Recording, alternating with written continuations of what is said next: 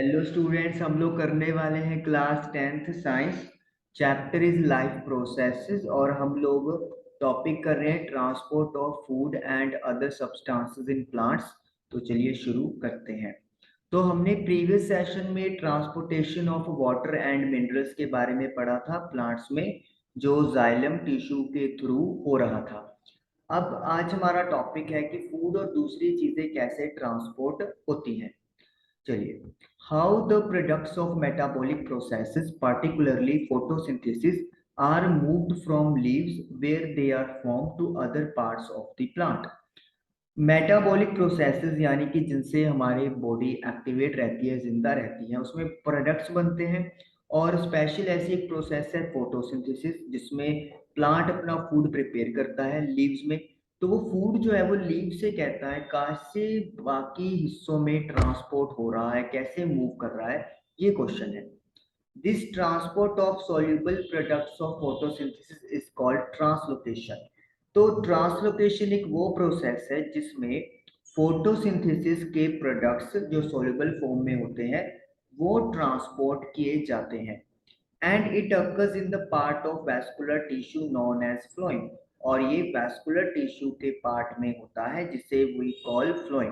तो फूड और दूसरी चीजों का ट्रांसफर वेस्कुलर टिश्यू के पार्ट, जिसको अपन फ्लोइम बोलते हैं, उसके थ्रू होता है और इस प्रोसेस को ट्रांसलोकेशन बोला जाता है। Okay. Besides the photo products of photosynthesis, photosynthesis के प्रोडक्ट्स के अलावा the phloem transports amino acids and other substances. जो फ्लोएम है वो अमीनो एसिड और दूसरी चीजों का भी ट्रांसपोर्ट करते हैं। तो यानी कि फोटोसिंथेसिस से प्रोडक्ट बन गए हैं और उन प्रोडक्ट को मूव किया जा रहा है, लेकिन इसके साथ साथ फ्लोएम अमीनो एसिड और दूसरे सब्सटेंसेस को भी ट्रांसपोर्ट करता है। These substances are especially delivered to the storage organs of roots, fruits and seeds and to growing organs। ये जो सब्सटेंसेस हैं जिनको ट्रांसपोर्ट किया जा रहा है, इनकी डिलीवरी, इनकी पहुंच कहाँ पे की जाती है? स्पेशली जो स्टोरेज ऑर्गन्स होते हैं रूट्स के, ताकि वहां पे स्टोर हो सके। फ्रूट्स, वहां पे भी स्टोरेज होती है, सीड्स पे भी स्टोरेज होती है। एंड टू ग्रोइंग ऑर्गन्स, और ऐसे ऑर्गन्स जो ग्रोथ कर रहे होते हैं, क्योंकि उनको ज्यादा एनर्जी चाहिए जो ग्रोथ कर रहे हैं, तो फूड की सप्लाई वहां पर ज्यादा होती है। स्पेशली मतलब खास तौर पर, विशेष तौर पे the translocation of food and other substances takes place in the sieve tubes with the help of adjacent companion cells both in upward and downward direction। जो ट्रांसलोकेशन होता है फूड और दूसरी चीजों का, वो फ्लोएम के किस पार्ट में हो रहा है? सीव ट्यूब्स में हो रहा है। और इसमें कौन हेल्प करता है? एडजेसेंट कंपेनियन सेल्स, यानी कि इसके साथ वाले जो सेल्स हैं इस काम में हेल्प करेंगे। और जो फूड और दूसरी चीजों का ट्रांसपोर्ट है वो अपवर्ड एंड डाउनवर्ड डायरेक्शन दोनों में होता है। इसको आप समझने के लिए क्या कर सकते हैं? सपोज कर लो हमने एक ये स्टेम बना ये अपन एक स्टेम बना दी, लगा लो। और ये अपन बना रहे हैं उसकी एक branch like this, this is the leave. और ये लगा लेते हैं जो प्लांट है वो ऊपर तक है, this is leaves, this is the roots. तो अब फूड यहाँ पे बना है, ये लीव्स है तो फूड यहाँ पे बन गया है। अब रिक्वायरमेंट तो हर जगह पे है, तो फूड यहाँ से ऊपर भी जाएगा और नीचे भी ट्रांसपोर्ट होगा। तो जो फ्लोइंग ट्रांसपोर्टेशन करता है वो अपवर्ड और डाउनवर्ड दोनों डायरेक्शन में करता है। लेकिन जो जाइलम होता है वो यूनी, यानी सिर्फ ऊपर ऊपर की तरफ ही मूवमेंट होती है। Okay, next. Unlike transport in xylem, which can be largely explained by physical processes, the translocation in phloem is achieved by utilizing energy। xylem के अंदर जो ट्रांसपोर्ट होता है वो simple physical forces that is evaporation के through होता है। लेकिन ट्रांसलोकेशन के लिए एनर्जी को यूटिलाइज करना पड़ता है। यानी कि अगर फूड को मूव करवाना है, दूसरे सब्सटेंसेस को मूव करवाना है, for that energy is required. Materials like sucrose is transferred into phloem tissue using energy from ATP। तो अब मटेरियल बन गया है जिसे अपन सुक्रोज कह रहे हैं, वो लीव्स में बन गया है। अब उसे ट्रांसफर कहाँ पे करना है? फ्लोएम टिश्यू में, क्योंकि वही ट्रांसपोर्टेशन का काम करेगा। तो वो ट्रांसपोर्टेशन किसके थ्रू हो रहा है, मतलब ट्रांसफर सुक्रोज का एनर्जी का यूज किया जा रहा है एटीपी से। आपको पता है कि रेस्पिरेशन प्रोसेस में एटीपी के मॉलिक्यूल्स बनते हैं, एडिनोसाइन ट्राइफॉस्फेट, और वो मॉलिक्यूल्स को ब्रेक डाउन करते हैं, उससे एनर्जी रिलीज होती है।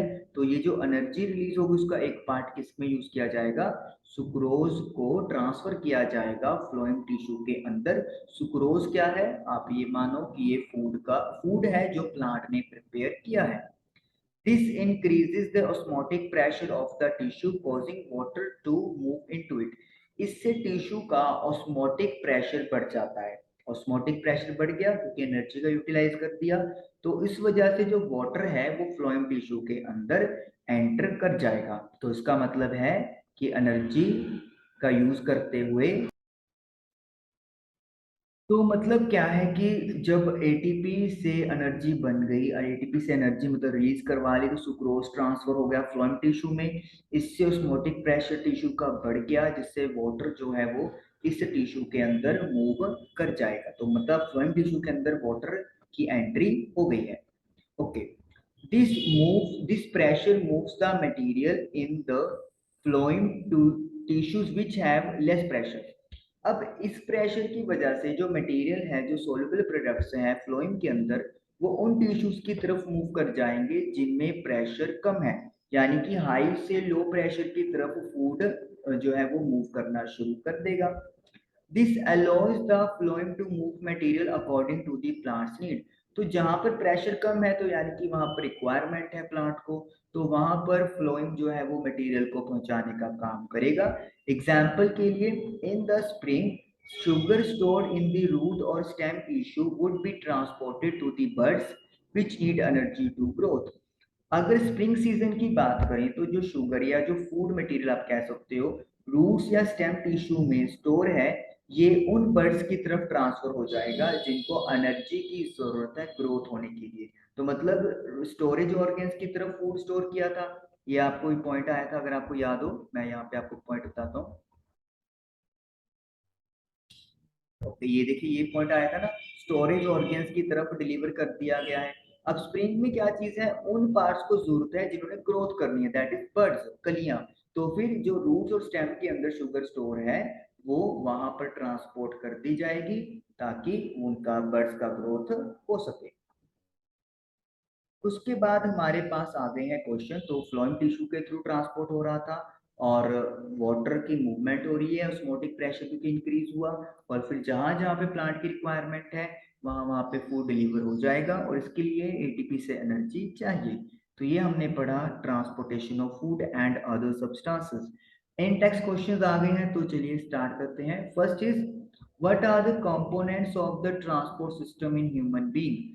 तो कंपोनेंट्स कौन कौन से हैं ह्यूमन बीइंग में जो ट्रांसपोर्टेशन का काम करते हैं। तो एक तो हो गया हमारे पास मेन पार्ट हार्ट, जो पंपिंग ऑर्गन होगा, heart that is pumping organ. उसके बाद आएंगे अपने पास ब्लड वेसल्स, जिन जिन में ब्लड फ्लो करता है, और यहाँ पे आप लिख दोगे आर्टरीज, वेन्स एंड कैपिलरीज। तो आर्टरीज, वेन्स और कैपिलरीज, ये तीन है जो ब्लड वेसल्स हो गए। थर्ड वन लिखेंगे हम लोग ब्लड, जिसके अंदर क्या क्या होता है, plasma and blood cells, WBC, RBC, platelets. और लास्ट अपन लिखेंगे एक और मटेरियल था, दैट इज लिम्फ, और ये किसमें फ्लो करता है, लिम्फेटिक कैपिलरीज के अंदर। हालांकि कैपिलरीज का ही पार्ट हो गया ये भी, लेकिन आप सेपरेट भी एक बार लिख दियो। तो ये चीज है, ये हो गए components of transport system in human being. What are the functions of these components. इन कंपोनेंट्स के क्या फंक्शन है। ओके, तो हार्ट का फंक्शन क्या है, ऑक्सीजनेटेड एंड डीऑक्सीजनेटेड ब्लड को पंपिंग करना to various parts of the body. Blood vessels का काम क्या है, आर्टरीज का फंक्शन है to move the blood away from heart to various parts of body. Veins का काम क्या है? To bring back the blood whether it is oxygenated और deoxygenated from various parts of the body to heart. Capillaries का काम क्या है? To deliver the blood to each and every cell so that material exchange can be takes place। तो ये काम हो गए ब्लड वेसल्स के, आर्टरीज के, वेन्स के, कैपिलरीज के। आर्टरीज हार्ट से ब्लड को दूर लेके जाती हैं, वेन्स ब्लड को हार्ट की तरफ लेकर आते हैं, और कैपिलरीज वो वेसल्स हैं जिनसे मतलब हर सेल तक ब्लड पहुंचता है, हर पार्ट तक ब्लड पहुंचता है। Third is blood, blood plasma और फूड ब्लड सेल्स। मटेरियल जो भी ट्रांसपोर्ट होना है, चाहे फूड है, चाहे ऑक्सीजन है, चाहे वेस्ट मटेरियल है, वो सारा ब्लड के थ्रू ट्रांसफर होता है। Plasma carbon dioxide, nitrogen waste, food को डिसॉल्व फॉर्म में ट्रांसपोर्ट करता है। ब्लड सेल में आप लिख सकते हो जो आरबीसी होते हैं उनके अंदर हीमोग्लोबिन पिगमेंट होता है, वो ऑक्सीजन की डिलीवरी करता है to all parts of the body. Platelet circulate करते रहते हैं बॉडी में ताकि इंजरी के टाइम पे ब्लीडिंग को रोका जा सके, क्लोटिंग कर देते हैं। तो ये सारे काम किसके आ जाएंगे? ब्लड के आ जाएंगे। लिम्फ क्या होता है? इसको टिश्यू फ्लूइड भी बोलते हैं। सेलुलर स्पेस, इंटरसेलुलर स्पेस के बीच में जो टिश्यूज होते हैं वहां पर जो है मटेरियल एस्केप करता है, जिसमें प्लाज्मा है, प्रोटीन है, ब्लड सेल्स है, और ये मिलके लिम्फ बना देते हैं। लिम्फ क्या करता है? ये डाइजेस्टेड फैट को अपने साथ कैरी करेगा फ्रॉम इंटेस्टिन, और जो एक्स्ट्रा फ्लूइड होगा वो दोबारा ब्लड के अंदर मिक्स करता है। तो ये लिम्फ का काम है। और लिम्फ किस में फ्लो करता है? लिम्फेटिक कैपिलरीज में फ्लो करता है। तो ये हम लोग इसका जो आंसर है वो इस तरीके, और जो भी आपने पढ़ा है अभी तक हार्ट के बारे में, ब्लड के बारे में, ब्लड वेसल्स के बारे में, लिम्फ के बारे में, वो सारा यहाँ पे आएगा। अब इतना बड़ा क्वेश्चन तो आपका पेपर में आने के चांसेस बहुत कम होते हैं, तो मतलब आप इसको पॉइंट टू पॉइंट पढ़ेंगे। हार्ट की फंक्शनिंग अलग, ब्लड वेसल्स की अलग, ब्लड की अलग, लिम्फ की अलग, तो फिर ये मिलके ये पूरा आंसर बन जाता है। ओके, नेक्स्ट है why it is necessary to separate oxygenated and deoxygenated blood in mammals and birds. Oxygenated और डीऑक्सीजनेटेड ब्लड को अलग करना क्यों जरूरी है बर्ड्स और मैमल्स के बीच में?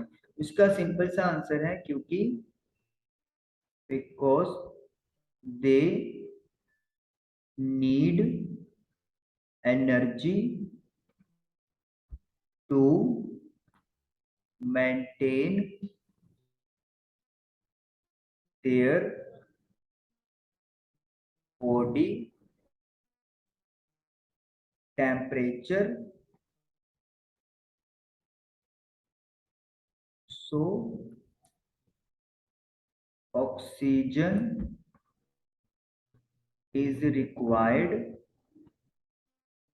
in sufficient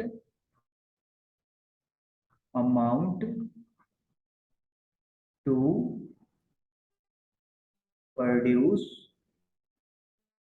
energy। That's why it is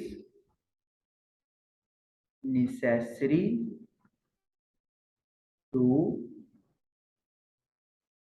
separate oxygenated and deoxygenated blood in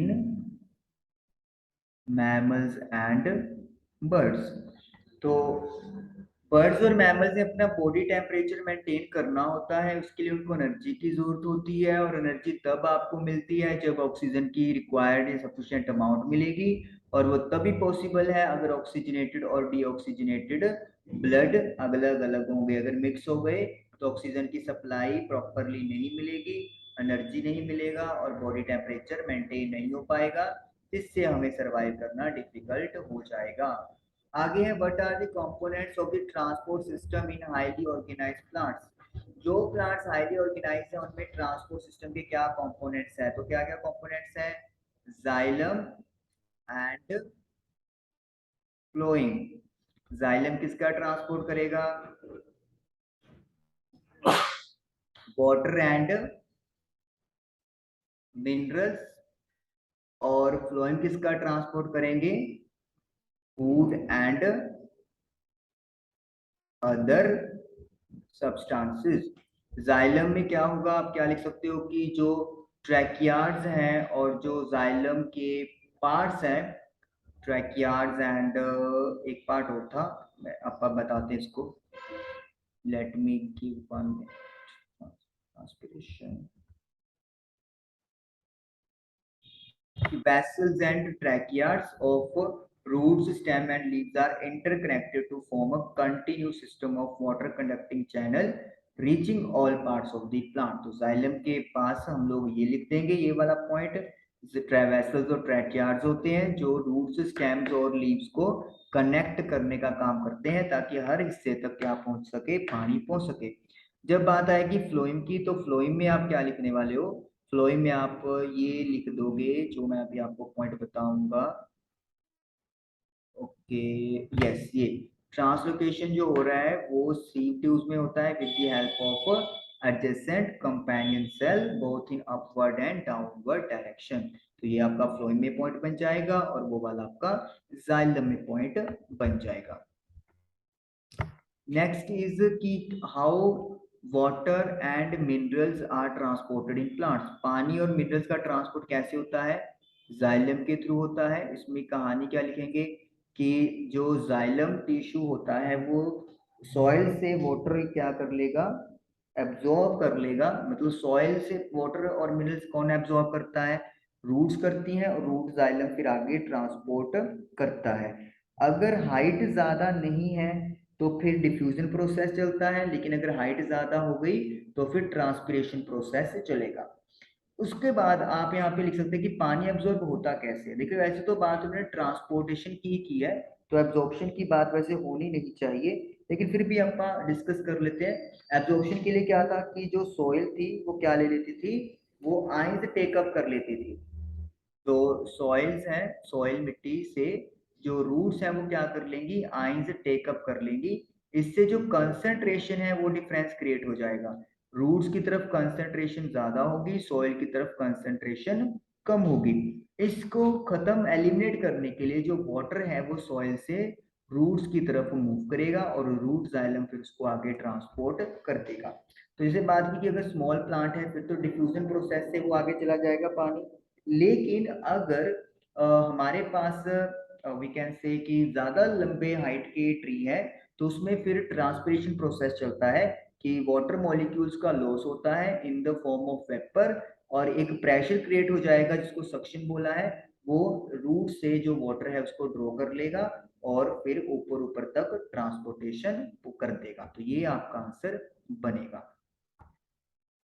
next is how is food transported in plants. अब देखिए जो आज बात की सारी आ जाएगी फूड का ट्रांसपोर्टेशन। मैं यहाँ पे शॉर्ट में थोड़ा सा बताता हूँ। पहला पॉइंट में आएगा कि किसके थ्रू होता है, फ्लोइंग टिश्यू के थ्रू होता है। दूसरा इस प्रोसेस का नाम लिख दोगे, दैट इज कॉल्ड ट्रांसलोकेशन। तीसरी बात लिखेंगे हम लोग कि ये जो काम है वो किसकी हेल्प से होता है, sieve tubes with the help of companion cells, sieve tubes and companion cells। तो ये भी ऐड करना पड़ेगा आपको, both in upward and downward direction। और क्या क्या मूव करता है, food, amino acid and other substances. तो ये भी मतलब हम लोग एंड अदर सब्सटेंसेस, तो ये भी आप पॉइंट कर दोगे। उसके बाद क्या है, हम लोग लिखेंगे कि एटीपी से एनर्जी चाहिए होती है जो फूड को कहाँ पे ट्रांसफर करेगी, लीव्स से फ्लोएम टिश्यू के अंदर। उससे क्या हो जाएगा, उससे ऑस्मोटिक प्रेशर की बात करेंगे। ऑस्मोटिक प्रेशर इंक्रीज हो जाएगा। वो ऑस्मोटिक प्रेशर क्या करेगा, वाटर को मूव करवा देगा किसके अंदर, फ्लोइंग टिश्यू के अंदर। और जहां जहां पे प्रेशर कम होगा वहां वहां पे फूड की डिलीवरी कर दी जाएगी। मतलब जहां पर फूड की रिक्वायरमेंट है वहां पे फूड ट्रांसपोर्ट कर दिया जाएगा और ये प्रोसेस आपका कंप्लीट हो जाएगा। तो ये हमारा मतलब बन जाएगा इस तरीके से क्वेश्चन नंबर 5 का आंसर। तो ट्रांसपोर्टेशन पार्ट हमारा कंप्लीट हुआ। आई होप आप लोगों को समझ में आया होगा। इसको जरूर रिवाइज करना है। Thank you for watching the video.